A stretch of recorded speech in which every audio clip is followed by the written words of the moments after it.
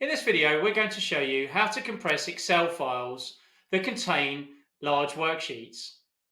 Now, there are two reasons for large worksheets to occur in your Excel files. The first is if your file just contains lots of data, so thousands of rows of data in each sheet. The second occurs when thousands of rows have formatting applied to them without there being actually any data inside.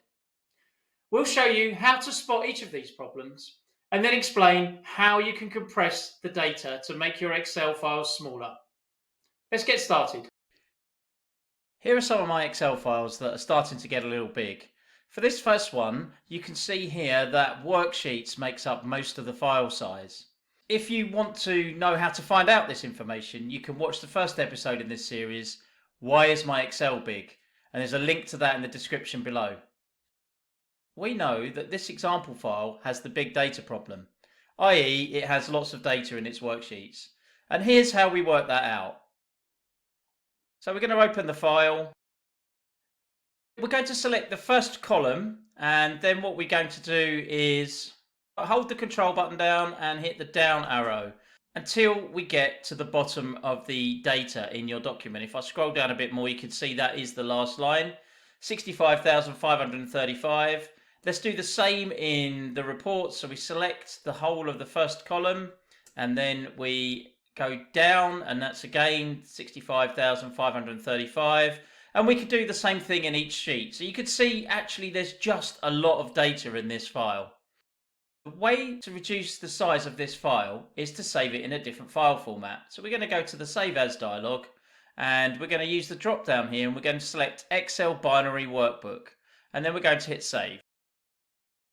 After we've let Excel save the file, we can go back to Windows Explorer and we'll see that that has reduced the file to about 14.5 megabytes from 33 megabytes, which is a pretty good result just by changing the file format.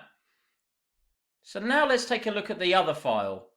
And as we can see here, it suffers from the same problem, large worksheets, but doesn't have the problem of having big data. And I'm going to show you now how we work that out. So I'm going to work on a copy of the file just so that we can see the file size differences at the end. Let's open the file. And we're going to follow the same process as we did before. So select the first column on the first sheet and hit Control and down, and 2,670 lines of data on the next sheet. I hit the first column, Control and down, and you will see that this one is only 815 lines of data, which isn't very much at all. And again, we'll do that for every sheet in the workbook. But as you can see, that isn't an awful lot of data, and yet the file size is absolutely huge, 80 odd megabytes. So this is usually the sign of excess cell formatting. And the feature we need to use to clean that up is actually in the Inquire tab, which isn't enabled by default. So what we're going to do is open up Excel options, and then we're going to go to add-ins, and we're going to hit com add-ins and then click go. And in here you'll see that Inquire is available, and we just check that, press OK, and then it's available in your toolbar. So if we select that tab, and you can see that now we have access to Clean Excess Cell Formatting feature. So let's click that. So I have the option to apply this to all sheets or active sheets, and in this case we want to apply it to all sheets. So if I just hit OK, and then it says to me, would you like your save changes to the clean sheets? Yes, I would.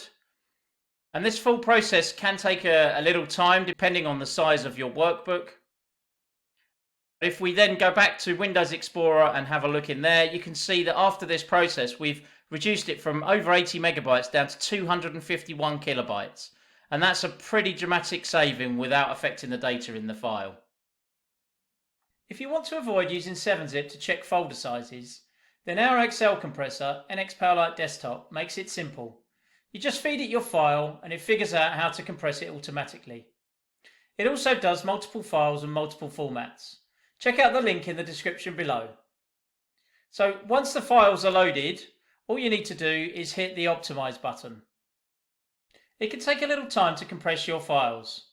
Larger files usually take a lot longer. As you can see, though, the results are pretty impressive. And with NXPowerLite, you can use this clean and simple process to compress your PDF, Word and PowerPoint files too. I hope this video has been helpful in showing you why worksheets are large in your Excel file and then what to do about it. If you have any comments or want to pass on some feedback, please do so in the comments below.